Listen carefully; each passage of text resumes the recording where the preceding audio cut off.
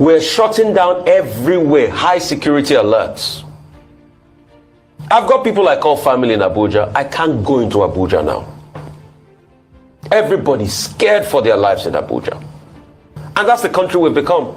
And this was the same president that campaigned that he will solve the insecurity problem. I put it on record that insecurity is worse now in Nigeria than it was under President Goodluck Jonathan. Hello guys, hello people, my people, wonder shall never end. Hey, my Africa Drama First Lady people for this YouTube channel.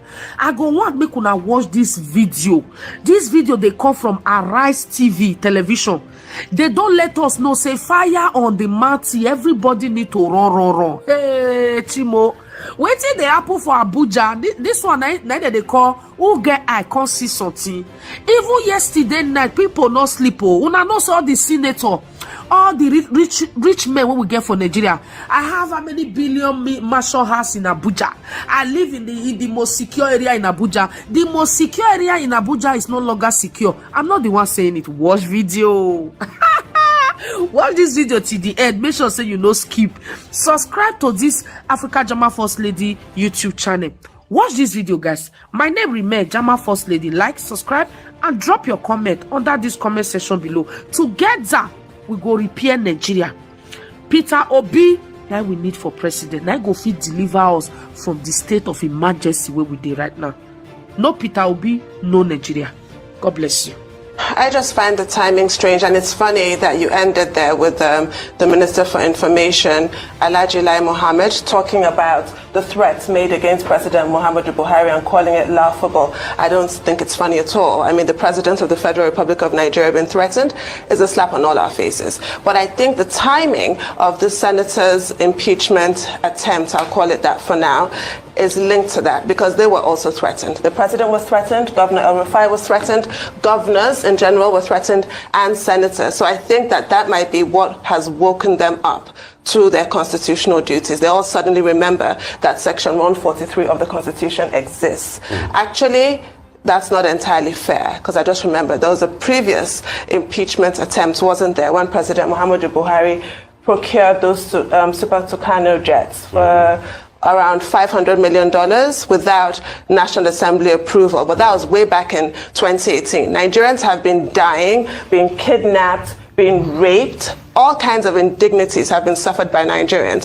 throughout, and all of a sudden the Senate wakes up. And also why I'm taking this approach is just also the 6-week ultimatum. 6 weeks is an eternity if we're really talking about security. A lot more people will be dead in 6 weeks. 6 weeks ultimatum because the Senate is going on recess. Well, are terrorists going on recess? No, they are not. So it just makes you, it takes the air out of it when you say, we're going on holiday, but when we're back, we're going to give you what for? And the president is hardly going to be quaking in his boots, is he? If you're really serious, you shelve your recess and you address this.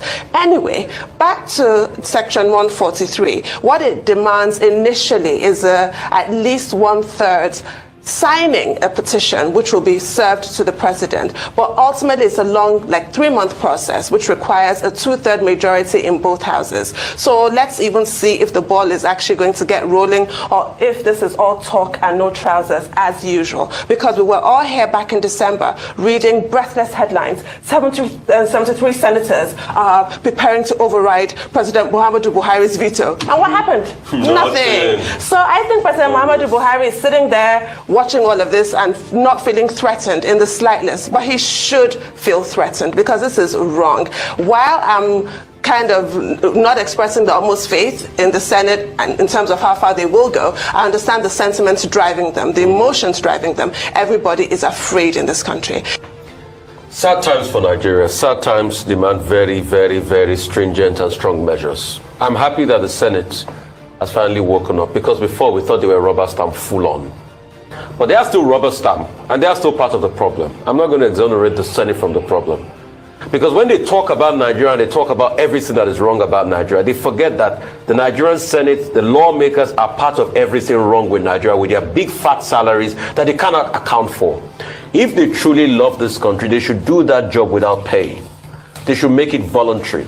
When you take money out of that job, everybody will sit up. But I dare them not to look at the big juicy bribe that comes from various committees. I dare them. But I'm happy they're speaking up. But all of this is even sad.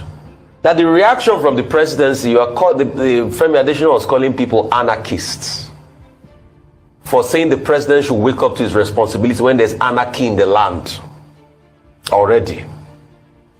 If he wants to call people anarchists for replying to the anarchy in the land, then all of us Nigerians, we are all anarchists. We have no idea of how deep things have gone in this country. That now we are shutting down schools when we're not a place of war. We're shutting down everywhere, high security alerts. I've got people I call family in Abuja. I can't go into Abuja now. Everybody's scared for their lives in Abuja. And that's the country we've become. And this was the same president that campaigned that he will solve the insecurity problem. I put it on record that insecurity is worse now in Nigeria than it was under President Goodluck Jonathan. The facts are there. In 2015, people could still travel on the Kaduna-Abuja highway. Can they today? In 2015, people were not shutting down schools in Abuja. In 2015, we didn't hear of killings of our brigade of guards. And this was the same Mr. Femi Adesina that said months ago that we will solve the insecurity problem before this administration comes to an end. And we keep having meetings over meetings that do not favor Nigeria. We are sick and tired of these meetings, ultimatums and directives. And only to think that the president went to brief the Liberians on how to tackle insecurity. Is that not what we've become as a country? We can't solve our own problems. We are going to tell other people how to solve the problem of insecurity. I would have wondered that President Weah of Liberia would tell President Buhari, oh my man, how's the insecurity in your country, man? Because we think it's a joke. Because we are not on the second end of the stick. How people now pay bandits hundreds of millions. And the government has not to be able to investigate the people that collect this money and the channel at which they take this money. How banditry is now so rife in Nigeria that somebody was joking with me the other day. He said when they release the next GDP numbers, they should please put banditry as a sector of the Nigeria economy. Because that's the most lucrative sector now. Do you know that in this one cycle of the Kaduna train kidnap victims, they've done over 1 billion naira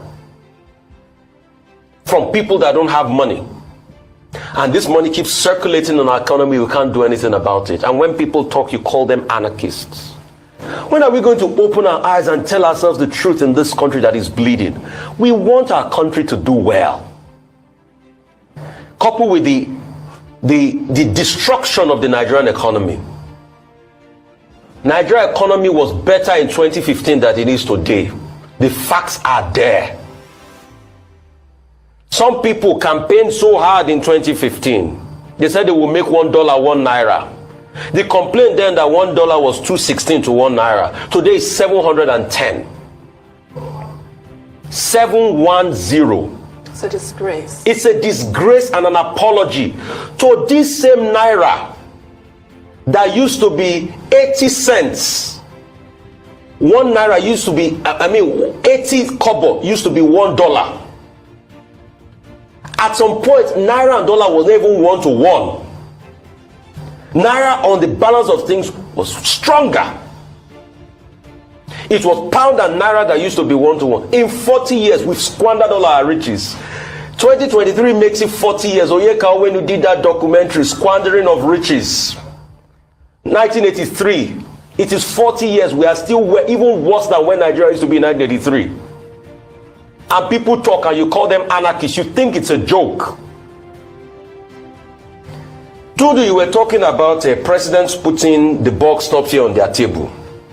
I think what President Buhari should put in his red room, because I have seen the room is always in the color is red, should be the picture of Deborah.